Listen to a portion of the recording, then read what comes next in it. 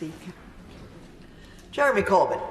Thank you very much, Madam Deputy Speaker, and it's a pleasure to be able to take part in this debate, and I fully endorse your proposal that the summer one should be known as the David Davis adjournment debate.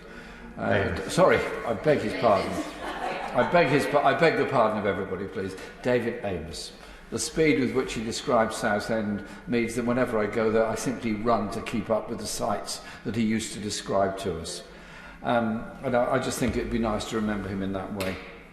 I want to speak, if I may, Madam Deputy Speaker, about the refugee crisis around the world and then some thoughts of where that might come to. As we go into Easter adjournment, there are around 70 million people around the world who are refugees. Refugees from wars, from famine, from human rights abuse, from poverty, and from fleeing from intolerance within their own societies. They're all people who want to survive, want to contribute to this world. And they're often treated brutally wherever they try and escape to. And indeed, on our own continent of Europe, many are dying in the Mediterranean and sadly some in the English Channel trying to get to this country. And the injustice of this has to be compared to the rhetoric with which we claim to be supportive of and always welcoming of refugees. We're not, and we haven't been. And whilst I totally and absolutely condemn the Russian invasion of Ukraine, the bombing of civilian targets and the killing of people, and have every sympathy for all those that have had to flee from Ukraine to try to get to a place of safety. And I absolutely welcome the way in which people in this country, apparently 200,000 have now offered space to refugees in their own homes from Ukraine, and that those that come here will be able to stay here, will get papers immediately, and will get the right to work. I absolutely welcome and support all of that. And indeed, in my own constituency, in my own borough, many people are taking part in fundraising efforts to assist Ukrainian people. Obviously, there needs to be an urgent ceasefire. Obviously, there needs to be a withdrawal of forces. And obviously, there needs to be a long-term settlement which brings about peace and security for people in the whole region. And also a recognition of the bravery of many peace campaigners in Russia that have opposed the war and indeed are now in prison as a result of that.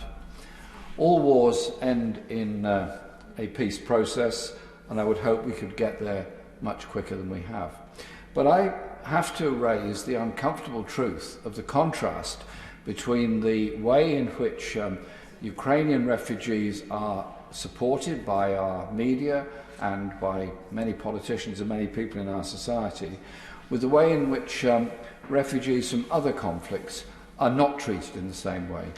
The member for Harrow quite correctly pointed out that Afghan refugees are still waiting, many of them waiting for months and months and months just to get papers in order to get somewhere to live and to contribute and work in our society. Yes, of course. I thank my honourable friend for giving way, and he absolutely raises a critical point. And doesn't he agree that it's about time the Home Office looked at some of the restrictions on people, family members joining, who are being asked to still take the English language test? And if you're a woman in Afghanistan, trying to do that under the Taliban will be very challenging. Absolutely, that's totally correct. And the way in which, in her and my constituency, there are people that have come from the most awful situations and wars around the world who want to work, want to contribute, often very experienced and very qualified people, just languishing day in, day out in unsatisfactory, expensive temporary accommodation and not able to contribute to our health service, our education services and so many other things. It's just a crying shame and a crying waste. And there are victims of other wars as well that we as a country have been involved in. The war in Iraq created many refugees. The constant bombing in Palestine by Israel's occupying forces also creates refugees within that region and around the world, and in Libya also. And in Yemen, which is now the world's worst humanitarian disaster, there has been constant bombing for a very long time by Saudi forces, armed and supplied by Britain. And so if we are serious about peace in the world and serious about these issues, then we have to question our own policies and our own activities. And so it's a bit strange when our Prime Minister quite rightly condemns the Russian invasion of Ukraine and then at the same time goes to Saudi Arabia to ask them to supply us with more oil, because we're not buying oil or gas from Russia. We don't buy that much gas anyway from Russia, and asks Saudi Arabia to cooperate. Well, I think Lewis Hamilton and others have done more for human rights in Saudi Arabia than the British government by simply speaking out against the human rights abuses that exist there. So we have to be consistent and clear in what we do, consistent and clear on issues of human rights, whether or not there is an economic difficulty or economic cost as a result of that. Because none of these wars have happened by accident. I've mentioned a number, and there are many, many more around the world, but it's also about the policies that led to them. A few days ago, my friend, the member for Leeds East, and myself had a very interesting meeting with Mohamed Ould Shahai, who is a Mauritanian national who was taken to Guantanamo Bay. And he suffered grievously in Guantanamo Bay. Waterboarding, torture, isolation, sleep deprivation, bright lights, loud music, everything else, for years. I was amazed how rational he was in his discussions and observations of what had gone on there. He got out, and he now is teaching people about the dangers of it and working in the Netherlands and other places to draw attention to it and write, and as a writer of plays and so on. But then you ask yourself, how did an innocent man end up in Guantanamo Bay other than the atmosphere created by the war on terror by George Bush and others before 2003? And then you have to ask yourself some questions about how we get to the truth of these matters. And this is what I want to conclude with. The truth about these matters is that there was a long-term plan by the United States and others to invade Iraq through the war on terror. Remember the Axis of Evil speech of George Bush in 2002. But there was also one journalist who told the world the truth of all this, and that was Julian Assange. Julian Assange revealed the truth about US matters, about what they were doing, about the war in Iraq and Afghanistan, and about the treatment of people. He revealed the truth. He will go down in history as a journalist who exposed what was going on in the same way that others have exposed what German rearmament was about in the 1930s and other places of human rights abuses around the world, including the Vietnam War, the Afghan War, and others, all of the Afghan wars for that matter. Yet, he is in a maximum security prison in this country, just a few miles from this house, Belmarsh, and is not in a good physical state because of that.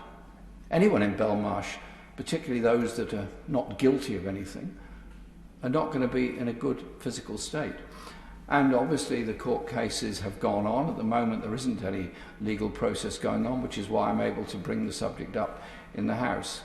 And I just ask for a sense of understanding of what Julian Assange has contributed to the world in trying to bring truth to power about what has actually happened. And I would hope that this House would recognise that those that expose injustices and abuse eventually get remembered and recognised. I'll give you a parallel. An unknown shipping clerk in Liverpool, J.D. Morrell, observed things that were going back and forth from what was then the Belgian Congo in the late 19th, early 20th century. He was a shipping clerk. And he started to investigate the appalling abuses of human rights in the Congo. He got vilified for doing so, he got attacked for doing so. But he persevered and prevailed. Eventually came to this House, became a member, a minister, and so on. He exposed the truth, which eventually saved lives in the Congo. I think that tradition of people speaking out against abuses of human rights and injustice when they find it, whatever the consequences for themselves, should be something we should revere, welcome and support, and not allow Julian Assange to be confined to prison in this country, possibly removed to the United States, where he would face a lifetime sentence, or several lifetime sentences in the ridiculousness of some of their legal decisions, and never see the light of day again, or be able to write again. I think we need to think very, very carefully about what freedom of speech is. And if we don't defend those that defend the right to know and ensure we get the right to know, then we demean ourselves in the process. I just hope over Easter people reflect on this, and our ministers in the Home Office and other departments will think for a moment about the consequences of denying the freedom to somebody that has ensured there is at least an understanding of how some of these atrocious wars and abuses of human rights came about. Hear, hear. Bob Stewart. Thank you, Madam